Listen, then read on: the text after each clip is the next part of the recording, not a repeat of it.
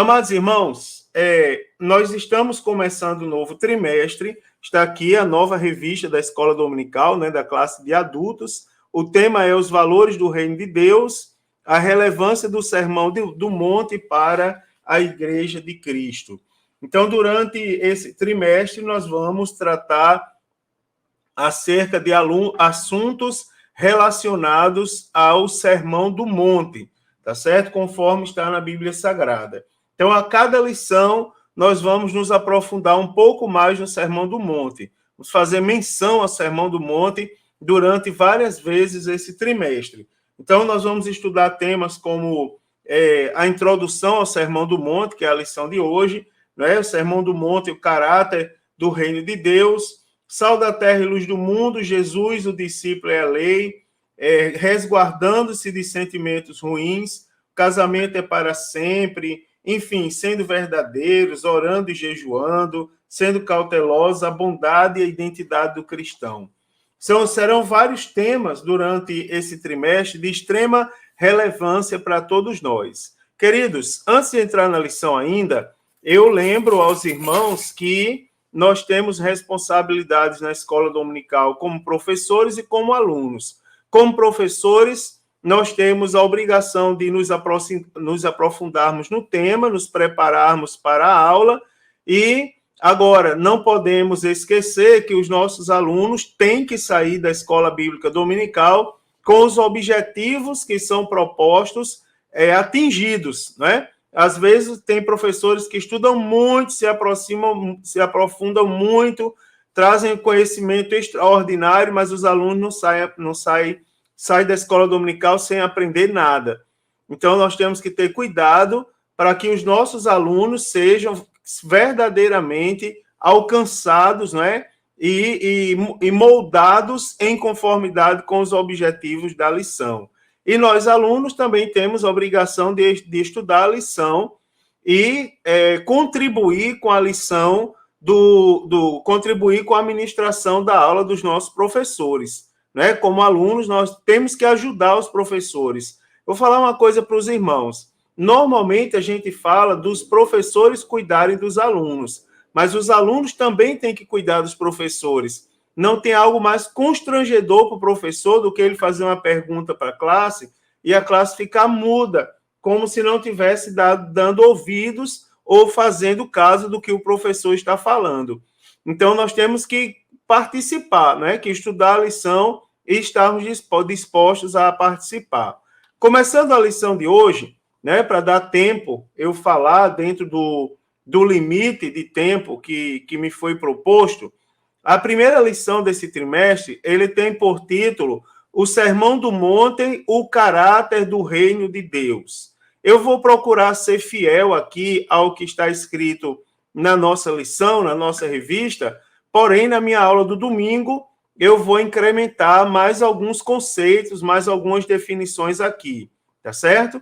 Então, assim, primeiro, o Sermão do Monte é a lição número 1, o caráter do reino de Deus. Você observa que o tema da lição está relacionado ao caráter, está relacionado a algo interno, ao moldar, não é, interno daquele que é atingido pela palavra, daquele que é alvo da palavra. Texto áureo está no Sermão do Monte, né? Está no Evangelho segundo escreveu o evangelista Mateus, capítulo 5, versículo 11, aonde diz: bem-aventurados sois vós, quando vos injuriarem e perseguirem e, mentindo, disserem todo mal contra vós por minha causa. É o textual da nossa lição. A verdade prática diz assim: o Sermão do Monte revela a ética do reino de Deus que forma o caráter do cristão. Para quem deseja ser chamado discípulo de Jesus, não há alternativa senão praticá-lo. A leitura bíblica em classe está no Evangelho segundo escreveu o evangelista Mateus, capítulo 5, dos versículos 1 ao versículo 12, onde diz assim: Jesus, vendo a multidão, subiu a um monte e, assentando-se, aproximaram-se dele os seus discípulos. e, abrindo a boca, os ensinava, dizendo: Bem-aventurados os pobres de espírito, porque deles é o reino dos céus. Bem-aventurados os que choram, porque eles serão consolados. Bem-aventurados os mansos, porque eles herdarão a terra. Bem-aventurados os que têm fome e sede de justiça, porque eles serão fartos. Bem-aventurados os misericordiosos, porque eles alcançarão misericórdia. Bem-aventurados os limpos de coração, porque eles verão a Deus. Bem-aventurados os pacificadores, porque eles serão chamados filhos de Deus. Bem-aventurados os que sofrem perseguição por causa da justiça, porque deles é o reino dos céus. Bem-aventurados sois vós, quando vos injuriarem e perseguirem e, mentindo, disserem todo mal contra vós por minha causa. Exultai e alegrai-vos, porque é grande o vosso galardão nos céus, porque assim perseguiram os profetas que foram antes de vós. Glória a Deus. Meus amados, o texto, aliás, os objetivos, me perdoe, para a nossa lição de hoje, são analisar a estrutura do Sermão do Monte, correlacionar as bem-aventuranças com o caráter cristão e afirmar a bem-aventurança do cristão propriamente dito. A motivação para essa lição, né, que é para servir para a nossa reflexão inicial e também algo que nós temos que buscar nos alunos até o final dessa lição, é que qual é a visão de mundo que fundamenta a vida do aluno?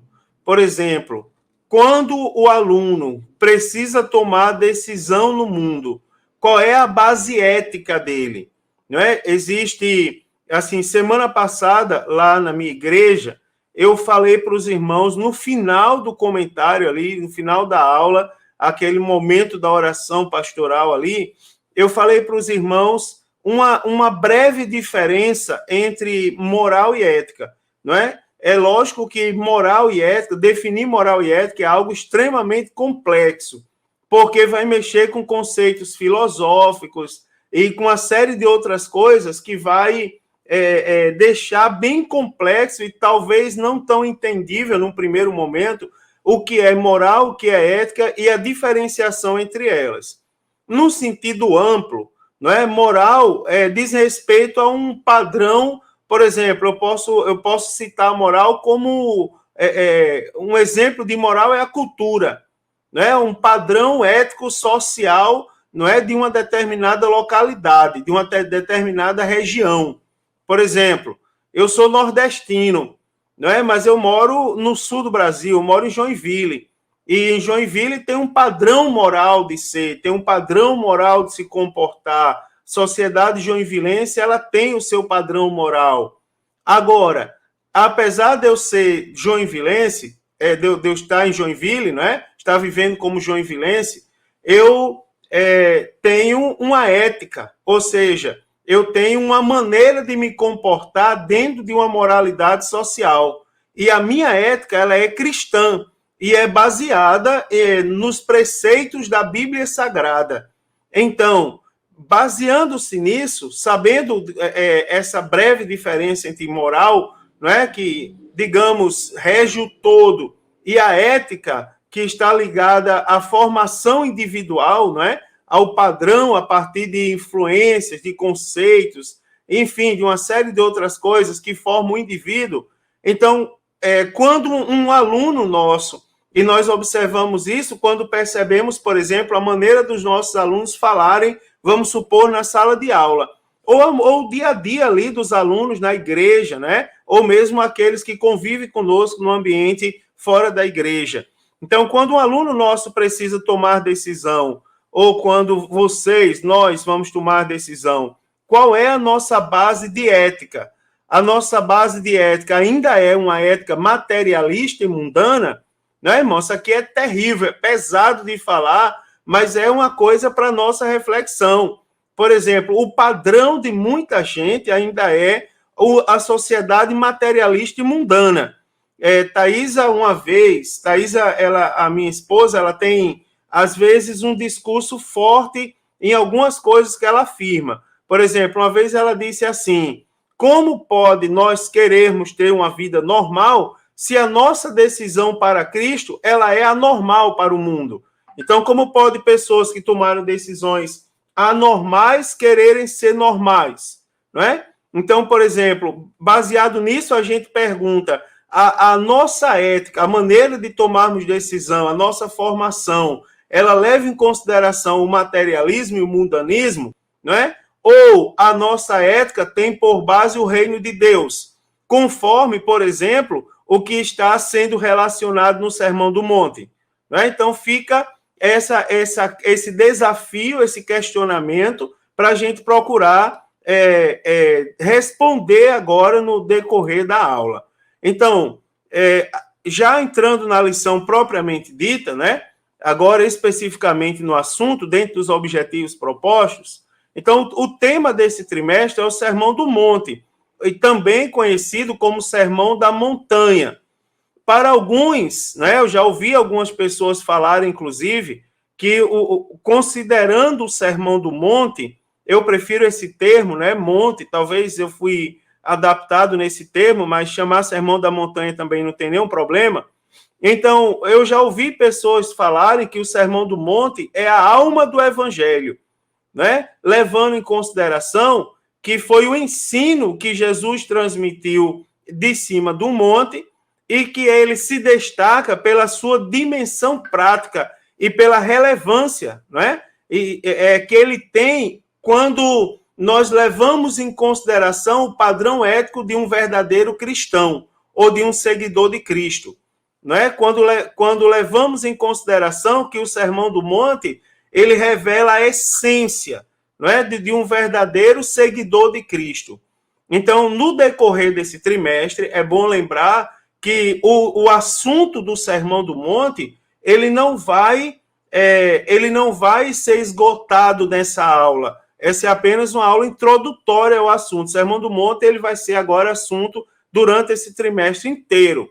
Então, ao longo do trimestre, nós vamos falar aqui sobre o Sermão do Monte e veremos, não é, que ele traz um ensinamento, um conjunto de ensinamentos que, num primeiro instante, volta-se plenamente para Deus. E, ao mesmo tempo, ele revela o padrão ético do reino de Deus, não é? Que é amar o próximo, né, irmãos? Que é conviver ali com os nossos irmãos, preparar para ir morar no céu. Então, esses dois momentos, eles são essenciais, são a base, tá certo? São os pilares para a nossa vida cristã. Segundo o autor da lição, o Sermão do Monte, ele é um convite a nós moldarmos o nosso caráter ao caráter de Cristo, ou seja, é um convite para nós, para que nós venhamos a praticar o que Jesus, não é, nos ensinou. Nós colocarmos em prática ali o que Jesus nos ensina por meio da sua palavra. Thaisa está participando aqui, ela está dizendo, da mesma forma que quem busca milagre, né, algo sobrenatural, não pode querer ter uma vida do homem natural. Muito bem.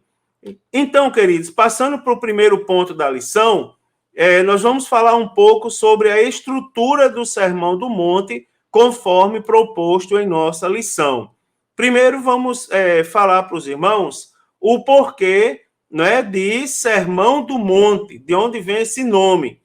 Então, se nós observarmos o Evangelho, segundo escreveu o evangelista Mateus, lá no capítulo 5, e lermos ali os 2 primeiros versículos, está escrito assim, ó: Jesus, vendo a multidão, subiu a um monte, né? E assentando-se, aproximaram-se dele os seus discípulos, e abrindo a boca, os ensinava, dizendo.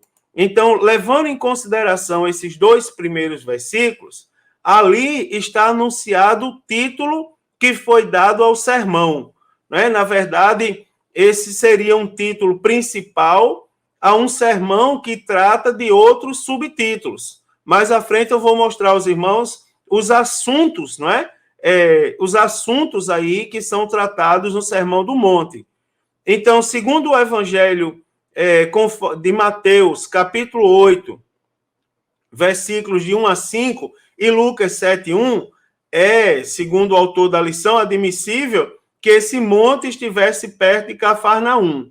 Mateus capítulo 8, versículo 1 e versículo 5 diz assim, Mateus capítulo 8, versículo 1 diz, e descendo ele do monte, seguiu uma grande multidão. Isso aqui depois do Sermão do Monte. Aí o versículo 5 diz, e entrando Jesus em Cafarnaum, chegou junto dele um centurião rogando-lhe.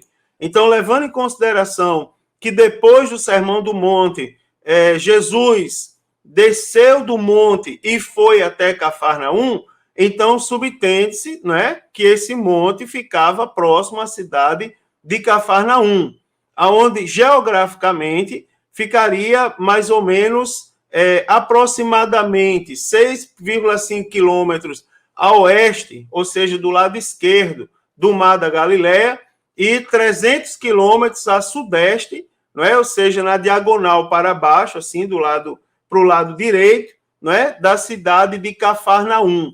Então, no Sermão do Monte, Jesus, ele se assenta, né? A Bíblia Sagrada diz que ele se assenta lá no monte, e os seus discípulos se aproximam, sentam perto dele, e ele começa a ensinar os seus discípulos. Então, daí vem o nome Sermão do Monte, porque Jesus sentou no monte para ensinar, tá certo? É simples assim, é uma coisa que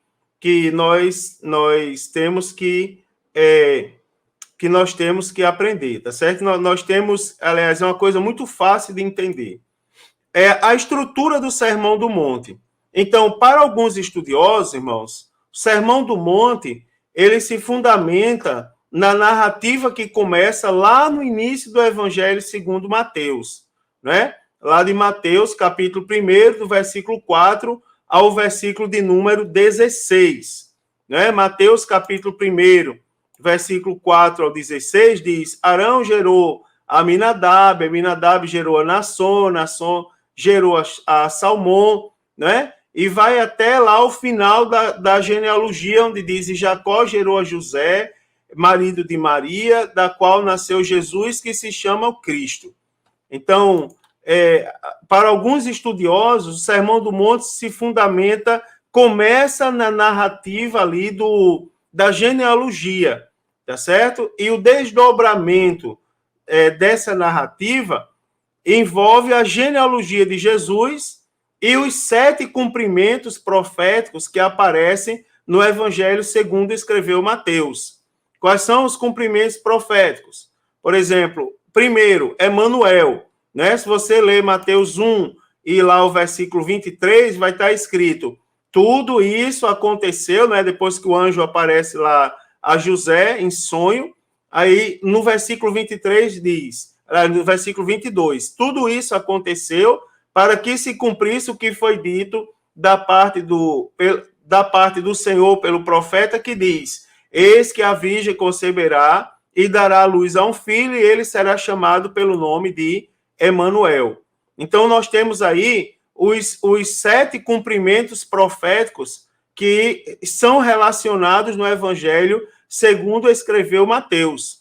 Por exemplo, além do Emanuel, do termo Emanuel, nós temos o nascimento de Jesus em Belém, o chamado do Egito, né? O choro de Raquel, tá certo? O chamado de Nazareno, né?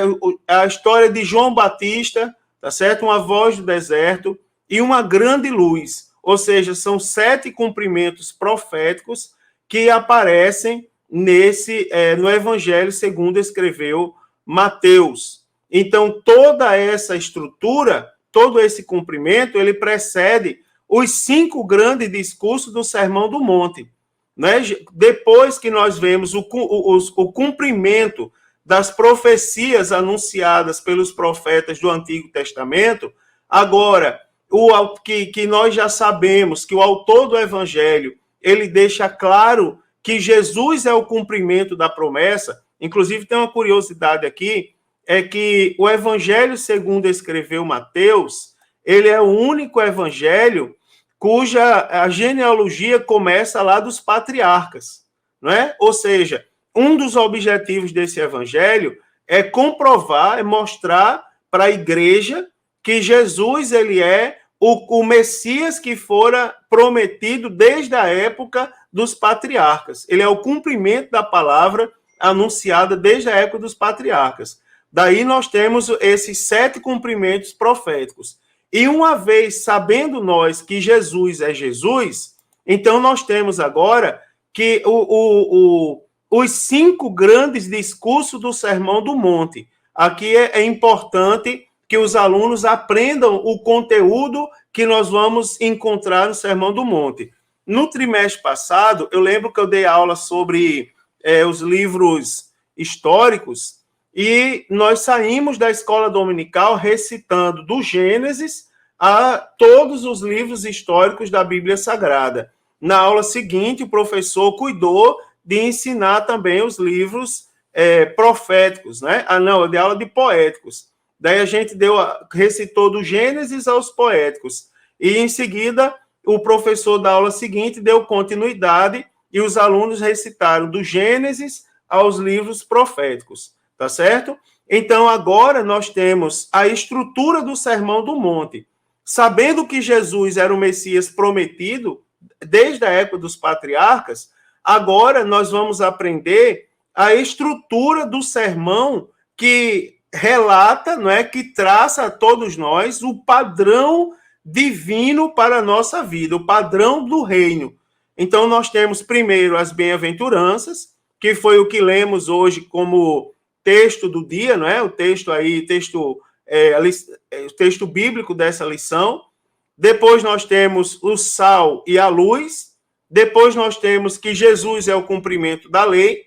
Depois nós temos os atos de justiça e depois algumas declarações de sabedoria, tá certo? Então, depois, logo após sabermos que Jesus é o Messias anunciado pelos profetas, agora nós tomamos conhecimento do padrão de comportamento, do padrão ético do reino a todos nós que somos discípulos de Jesus Cristo. Então, como um desdobramento em toda a narrativa messiânica do evangelista Mateus, o Sermão do Monte, irmãos, ele deve ser compreendido e valorizado a partir da autoridade e a messianidade de Jesus para chamar as pessoas a viver uma vida nova no reino de Deus. Então, como eu já estava dizendo, uma vez que sabemos agora que Jesus é o Messias, nós sabemos também, tomamos conhecimento do padrão, não é, do reino de Deus para a nossa vida, de como nós temos que nos comportar como pessoas da parte de Deus, como pessoas que vão morar no céu. Então, a quem se destina o Sermão do Monte? Se os irmãos olharem claramente na Bíblia Sagrada, nós vamos observar que o Sermão do Monte, ele foi direcionado aos discípulos. Se nós olharmos o Evangelho segundo escreveu o evangelista Lucas, no capítulo 6 e no versículo de número 20, está escrito assim, Lucas 6:20 diz, e levantando ele os olhos para os seus discípulos, não é? Levantando ele os olhos para os seus discípulos, ou seja, nós sabemos que o evangelista Lucas o evangelista é o historiador perfeito. Ele conta as narrativas do evangelho com qualidade, com cuidado, aliás, nos detalhes. Então, ele registra, e levantando ele os olhos para os seus discípulos, dizia, né? E aí ele profere o Sermão do Monte. Mas também, irmãos, o Sermão do Monte, ele foi direcionado, não é? A boa parte da multidão que ouvia. Jesus olhou para os discípulos, por quê? Porque quem tem que ter compromisso com o reino de Deus são os discípulos, não é? Lógico que o Sermão do Monte foi direcionado a todo mundo que ouvia. Agora, Jesus olhou para os discípulos, porque os discípulos eles têm a obrigação de cumprir o que está na palavra de Deus. O versículo 17 do capítulo 6 do Evangelho segundo Lucas diz assim, e descendo com eles, parou num lugar plano, e também um grande número dos seus discípulos, e grande multidão do povo da Judéia, não é? E da Judéia e de Jerusalém e da costa marítima de Tiro e de Sidom. Ou seja, tinha uma grande quantidade de pessoas também que ouvia Jesus, apesar de Jesus ter levantado os seus olhos e ter direcionado a sua fala aos discípulos. Mas também havia uma multidão que ouvia.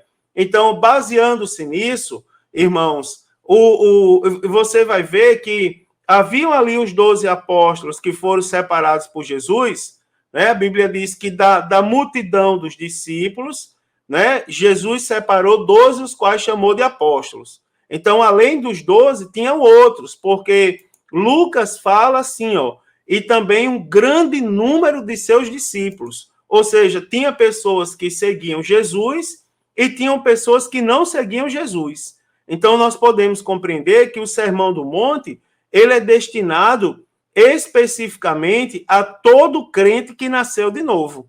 Não é a todos nós que somos novas criaturas. As pessoas que não creem em Jesus, eles escutam, mas eles não colocam em prática. Agora, nós que somos crentes, nós temos a obrigação de ouvir e de praticar o que está na palavra de Deus. Então, lá em 2 Coríntios, capítulo 5 e versículo de número 17, não é? 2 Coríntios, capítulo 5 e versículo 17, está escrito assim. Está escrito, assim que, se alguém está em Cristo, não é? Versículo conhecido de todos nós, nova criatura é. As coisas velhas já passaram e eis que tudo se fez novo. Então, nós temos obrigação de colocar em prática os padrões que estão ali relacionados no Sermão do Monte. O segundo ponto fala das bem-aventuranças e o caráter dos filhos de Deus, né?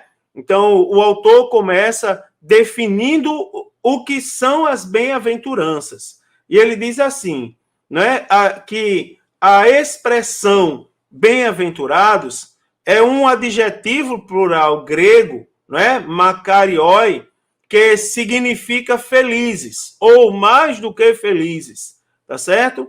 Trazendo para o português, não é? Então, essa expressão, ela trata das qualidades presentes na vida dos que dependem de Deus, que estão sobre o seu domínio e soberania e seguem Jesus com sinceridade.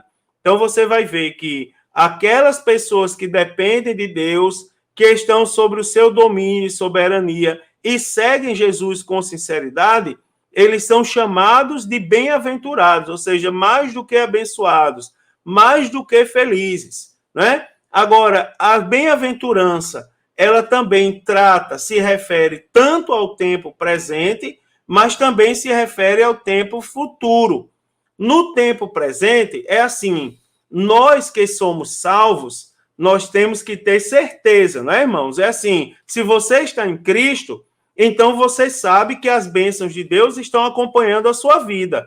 Se você está em Cristo, você é guardado por Deus. Você é cuidado por Deus. Se você está em Cristo, você é alguém que Deus lhe protege, porque você é propriedade dele.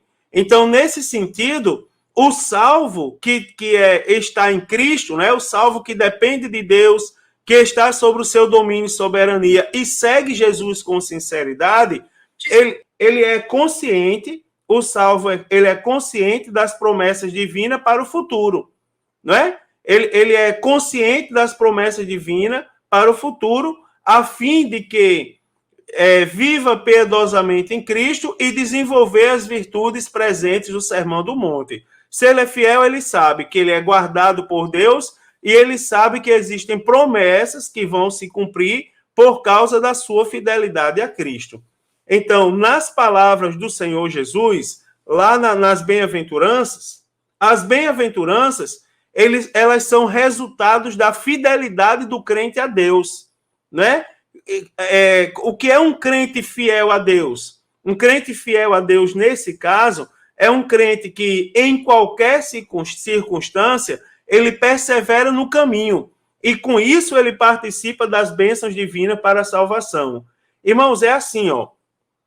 Eu estava, há pouquíssimo tempo atrás, dando aula na minha classe do curso bíblico do discipulado, e eu estava falando para os alunos sobre a necessidade de tomar uma escolha. E é sempre interessante você praticar aquilo ali. E eu citei alguns casos do dia a dia. Eu disse, vamos fazer o seguinte, em tudo que a gente for fazer, a gente tem que lembrar da escolha que a gente tomou. Jesus não obriga ninguém a ser crente. Agora, nós somos crentes porque nós tomamos a decisão, escolhemos ser crente.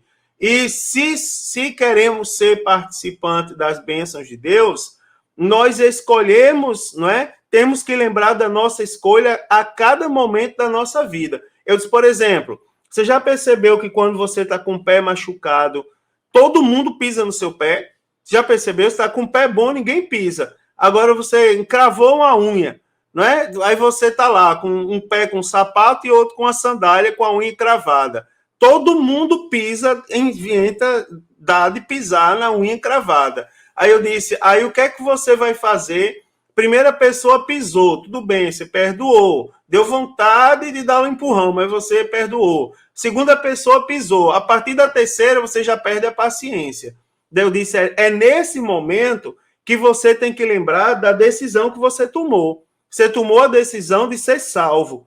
Você escolheu ser salvo, você escolheu ser crente. Então, as bem-aventuranças, elas são destinadas àquela pessoa que, sobre qualquer circunstância, ela persevera no caminho. Ou seja, o resultado disso tudo, não é que ele se torna participante das bênçãos divinas da salvação. Você observa o seguinte, a bem-aventurança diz, bem-aventurados que choram. Ou seja, não é você chorar aqui e parou de chorar, não. A Bíblia está falando do tempo presente e de uma continuidade. Bem-aventurados não é os que choraram, são os que choram, não é? Bem-aventurados não são os que foram um dia pobres de espírito, não. Bem-aventurados são os pobres de espírito. Bem-aventurados não são os que sofreram perseguição, não. São os que sofrem perseguição, são os que são caluniados por amor a Cristo. Então, está falando de uma vida perseverante, está falando de ser crente independente da circunstância, está falando de ser salvo, está falando de ser sal, não é, irmãos? Então, as bem-aventuranças é mais do que feliz, mais do que alguém que é mais do que feliz, mais do que abençoado, é alguém que persevera e é de fato participante das bênçãos de Deus. Agora, irmãos, o reino de Deus e seu caráter. Se nós observarmos o Evangelho segundo escreveu Mateus, nós vamos identificar a chegada do reino de Deus e a pregação de Jesus a respeito do Evangelho do reino. Olha aí, Mateus capítulo 3 e versículo 2. O que é que diz? Quer ver? Ó? Vou ler aqui para os irmãos. Evangelho segundo escreveu o evangelista Mateus, capítulo 3 e versículo 2 diz assim. Aliás, no versículo 1 diz, e naqueles dias apareceu João o Batista, pregando no deserto da Judéia, dizendo, arrependei-vos, porque é chegado o reino dos céus. Ou seja, você observa, é necessário mudar alguma coisa, porque é chegado o reino dos céus. Você já observa que a pregação de João Batista acerca do reino de Deus já exige da pessoa certa mudança, transformação, não é? Quando ele diz assim, ó, o reino de Deus é chegado, agora vocês se arrependam. Ou seja, do jeito que vocês estão, vocês não serão participantes do reino, vocês precisam se arrepender, precisam mudar de vida. E o que seria o reino de Deus? Então, irmãos, o reino de Deus na Bíblia Sagrada é comparado a uma semente, né, que se desenvolve no decorrer do tempo. O Evangelho segundo escreveu Marcos, capítulo 4, dos versículos 26 ao 29, diz assim, ó, Marcos, capítulo 4, do 26 ao 29, está escrito assim, escute. E dizia, o reino de Deus é assim como se o homem lançasse semente à terra, e dormisse, se levantasse de noite ou de dia, e a semente brotasse e crescesse, não sabendo ele como, porque a terra por si mesmo frutifica, o primeiro, a erva, depois a espiga, e por último o grão cheio de espiga, cheio na espiga. E quando já o fruto se mostra, mete-se logo a foice, porque está chegada a ceifa. Então, o reino de Deus na Bíblia Sagrada é comparado a uma semente que se desenvolve ao longo do tempo, de modo que podemos falar de um reino presente e de um reino futuro. Você observa que o reino de Deus, o conceito do reino de Deus traz inserido em si a necessidade da mudança, a necessidade do aperfeiçoamento constante, não é? Da formação continuada. Então, e não só agora, não é? Fala da vida, ou seja, fala de uma mudança de vida, de uma mudança nas escolhas, ou por que não dizer já de uma mudança de caráter, né? A expressão reino de Deus declara soberania, reinado e governo de Deus atuando em tudo na nossa vida.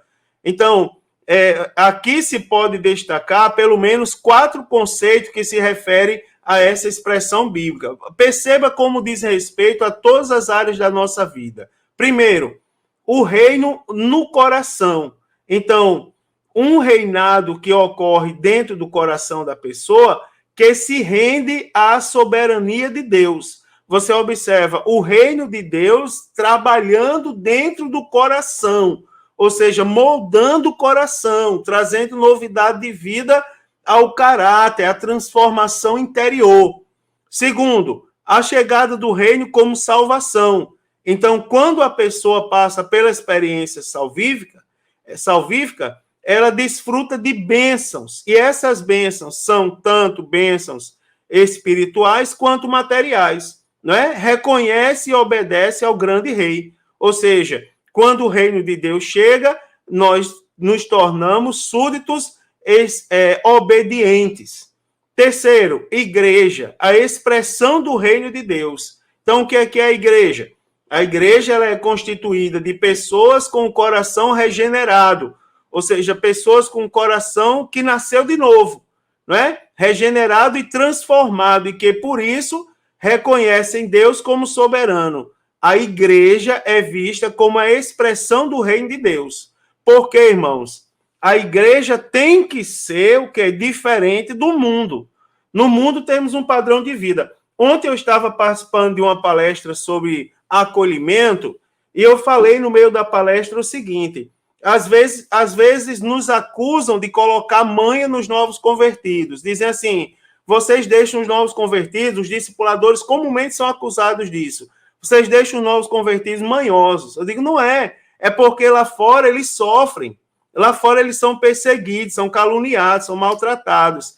Daí eles procuram a igreja, e eles na igreja eles procuram alguém onde eles possam deitar a cabeça no ombro e chorar. A igreja é isso. A igreja tem um padrão diferente do mundo. Ela fala diferente, se comporta diferente. Ela tem costumes diferentes, não é? É a igreja, ela é... E esse diferente não é um diferente assim, que foi idealizado por alguém, uma grande cabeça pensante desse mundo, não. A diferença está aonde? É porque a igreja, ela pratica os padrões do reino de Deus, tá certo? E quarto, toda a criação e a volta do Senhor. Então, a imagem bíblica do governo de nosso Senhor, em que o universo, não é, será redimido e posteriormente haverá o novo céu e a nova terra, traz consigo a dimensão do reino de Deus. Então, irmãos, não as aflições desse tempo nem se comparam à glória que em Cristo há de ser revelado. Então, a quarta dimensão é a esperança do porvir, né? Thaisa está aqui participando mais uma vez, dizendo: na oração do Pai Nosso dizemos, venha a nós o teu reino. E ela diz, estamos pedindo, inclusive, que ele venha, que ele tenha soberania absoluta e inquestionável em nossas vidas, de modo contínuo e ininterrupto. Isso mesmo, muito bem colocado, não é, pela nossa irmã, não é, pela minha querida Thaisa, não é? Está ali também trazendo a sua colaboração.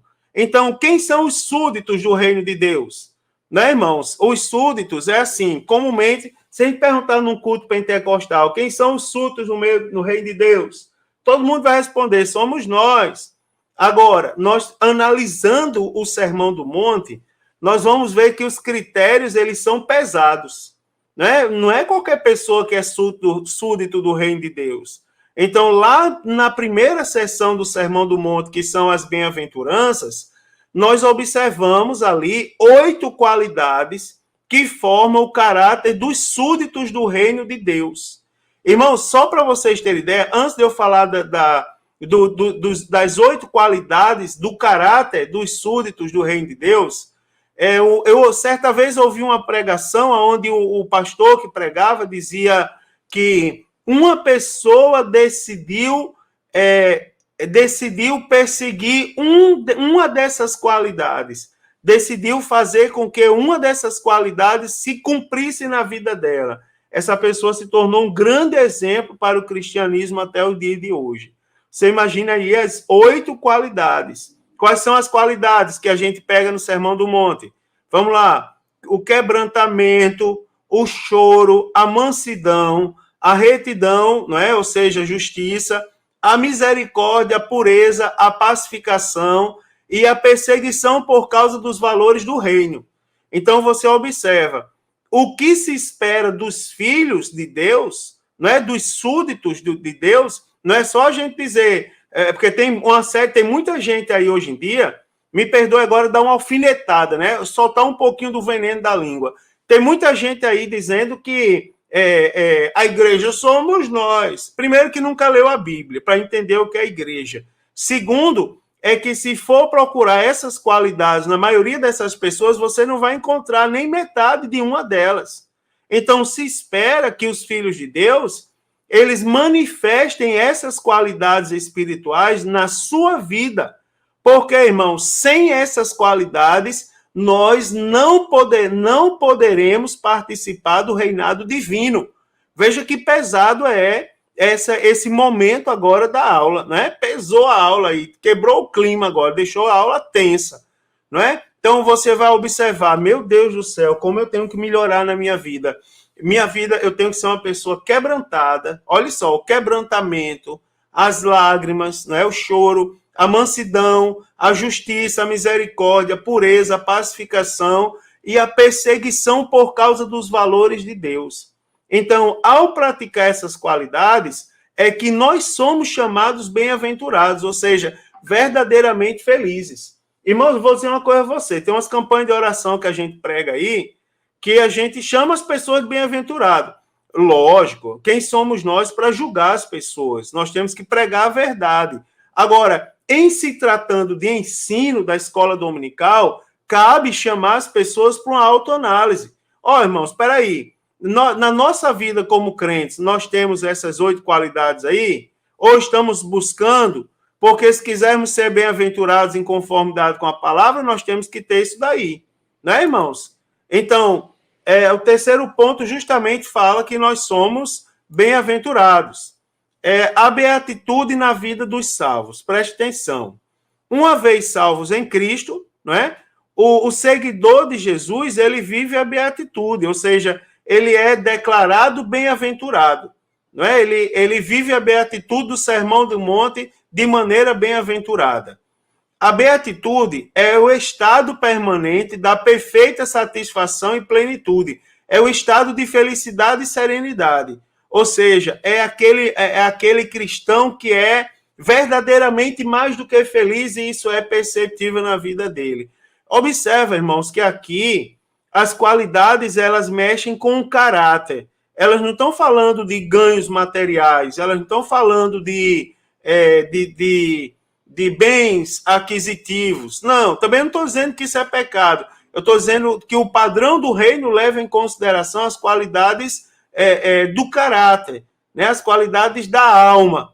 Então, você observa, quando eu falei aqui no slide anterior das 8 qualidades, você observa que nenhuma delas diz respeito à vida acadêmica, nenhuma delas diz respeito, aliás, à formação acadêmica, a bens materiais. Fala de qualidade do caráter.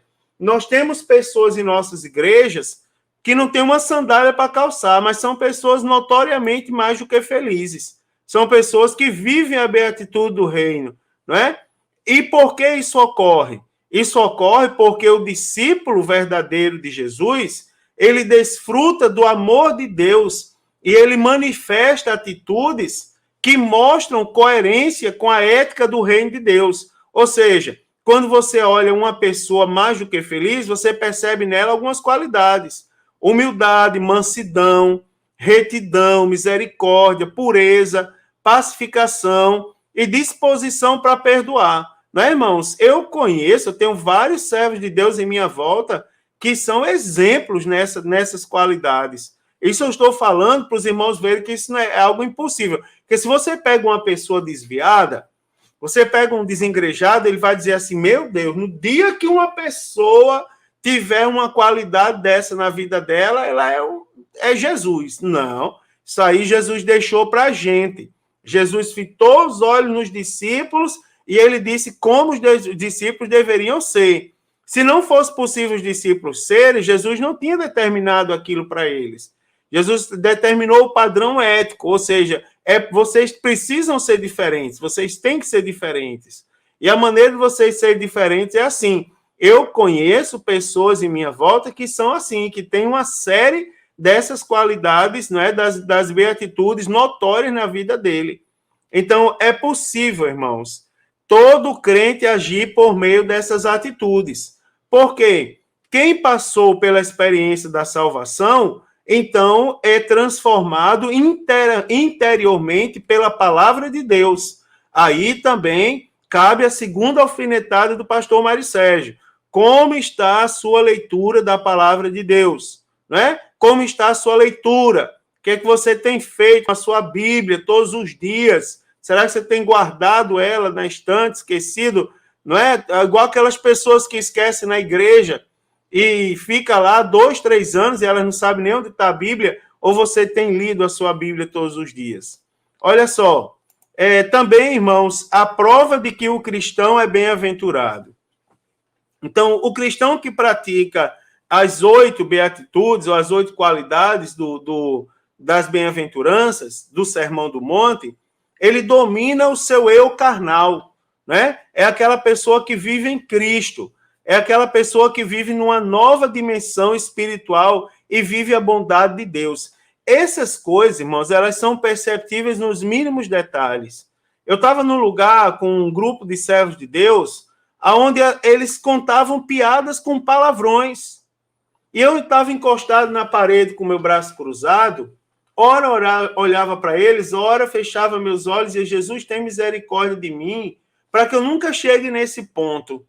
Ou seja, pessoas que chamam palavrões e sem nenhum temor, pensando que Deus não está vendo, que aquilo não traz nenhuma consequência para a sua vida espiritual. Isso é um perigo a todos nós, tá certo? Então, um cristão que vive em beatitudes, né, que busca as 8 qualidades das bem-aventuranças, lá do Sermão do Monte, são aquelas pessoas que aprenderam a dominar a carne. E olhe para mim, irmãos, para eu falar uma coisa, preste bem atenção. O pecado, carnalmente falando, ele é atrativo. Tem um hino que diz: o pecado não dói. É por isso que o povo peca. Se o pecado doesse, ninguém pecaria. Então tenha muito cuidado e tenha a capacidade de dizer assim: eu não sou carnal, eu sou espiritual.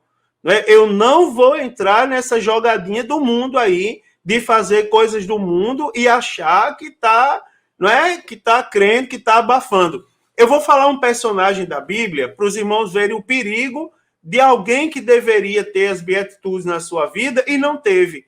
Tem exemplo mais terrível do que o do juiz Sansão? Irmãos, você observa, a Bíblia diz que o Espírito de Deus se apoderava de Sansão, ou seja, o Espírito de Deus procurava Sansão. É como se ele sacudisse: Sansão, eu preciso de você, é você o escolhido, tal. Você tem que ser diferente. Mas Sansão brincou. Né, irmãos? E quando foi entender que estava brincando e ele achava que estava abafando e que nada estava acontecendo, aí já foi tarde demais. Então, no Sermão do Monte, Jesus Cristo ensina que a verdadeira felicidade nada tem a ver com o que o homem moderno deseja. Né? Só para confirmar o que a gente já tinha falado para os irmãos. O que é que o homem moderno deseja? Dinheiro, ambição e poder. Inclusive, como a Bíblia Sagrada foi escrita para crentes, agora não é alfinetada, não, é uma coisa real. Inclusive, a igreja atual, ela busca isso. Os nossos jovens, eles estão sendo induzidos a buscarem ambição, dinheiro e poder, né? Eu vou falar uma coisa terrível. Por exemplo, tem muita gente entendendo, eu vou ser pregador, e começa a fazer banner e começa a sair por aí falando qualquer coisa e o povo aceitando qualquer coisa. Não estou falando mal de quem prega, não tenho nada, eu sou um pregador também. Quem sou eu para falar mal de quem prega? Sou um pastor da igreja. Agora, tem a responsabilidade do reino, né, irmãos? Não, o nosso objetivo não é dinheiro, ambição e poder. Nosso objetivo é o quê? O reino de Deus. Então, a felicidade bíblica, ela se revela em quem ama, não é, o seu inimigo, bendiz o que maldiz, faz o bem ao que odeia e ora pelos que o maltratam e perseguem. Tá certo? Lá em Mateus, capítulo 5, versículo 44, vai ser aí um dos temas da uma das aulas, uma das lições, não é? Da escola bíblica dominical, onde diz: eu, porém, vos digo, né?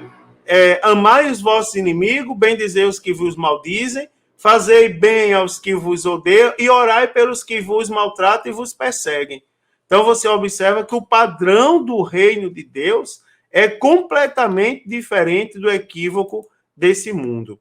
E para terminarmos, irmãos, essa lição, que é uma lição muito boa, né? O irmão Israel está aqui participando, dizendo: é renunciar aos desejos da carne, as práticas que faziam nas escondidas, e nas escondidas, não é? Que corre, e é nas escondidas que corre o maior perigo. Muito bem colocado, irmão Israel. Muito bem colocada a participação. E para concluir, irmãos, a nossa lição de hoje, perceba, indiscutivelmente, o Sermão do Monte revela a base ética, não é, do reino de Deus. O que é a base? A base é lá onde a gente vai, na hora de tomar uma decisão, na hora de tomar uma atitude, até na hora de pensar, a gente deve lembrar do que está escrito no Sermão do Monte. Será que fazendo isso eu vou ser um bem-aventurado? Será que fazendo isso eu vou ser sal da terra e luz do mundo? Porque é a base da ética do reino de Deus. Tá certo? Lá no Sermão do Monte, nós constatamos o lado divino de uma atitude amorosa do cristão para com Deus, bem como para com o próximo. Não é? Ou seja, nós agimos e vivemos diferente. Então, se cada crente, você observe agora essa colocação, se cada crente fizesse do Sermão do Monte o seu manual de ética, de vida, tá certo, irmãos? As polêmicas, elas não teriam lugar entre nós. Não haveria espaço para meras opiniões intelectuais, tá certo? Visto que o propósito do sermão é que cada crente seja como Deus quer que ele seja. Não é como nós queremos, é como Deus quer que nós sejamos. Né? Tem pessoas que são extremamente críticas. Tudo que você fala, não, me deixe quieto, não queira que eu fale, não. Não é isso que você observa que no decorrer do meu discurso eu não falei isso nenhuma vez. Quando tive que falar alguma colocação, foram colocações diretas, não teve nada de indireta para ninguém. Tá certo, irmãos? Então, voltando à motivação da nossa aula, voltando ali à motivação, não é? Qual é a nossa base de ética, não é? Quando nós precisamos direcionar as nossas ações e os nossos pensamentos. Então, nós já temos uma referência, o Sermão do Monte e os seus ensinamentos em seu contexto. Deus abençoe os irmãos. Eu desejo a todos uma excelente aula no próximo domingo, tá certo? Eu ainda vou dar uma incrementada a mais nessa aula. Domingo eu dou aula na minha igreja e eu vou dar uma incrementada aqui. Foram 21 slides, eu acho que vai ficar com uns 35, 36 slides ali, para eu dar aula no domingo e vá para a escola dominical. Ajude o seu professor, você que é professor, chama os alunos pelo nome, conheça seus alunos. Na classe dos novos convertidos, a gente bota uma plaquinha com o nome do aluno, que é para a gente não esquecer e todo mundo se chamar pelo nome, faz parte do processo de integração. Se for necessário, faça isso na sua sala.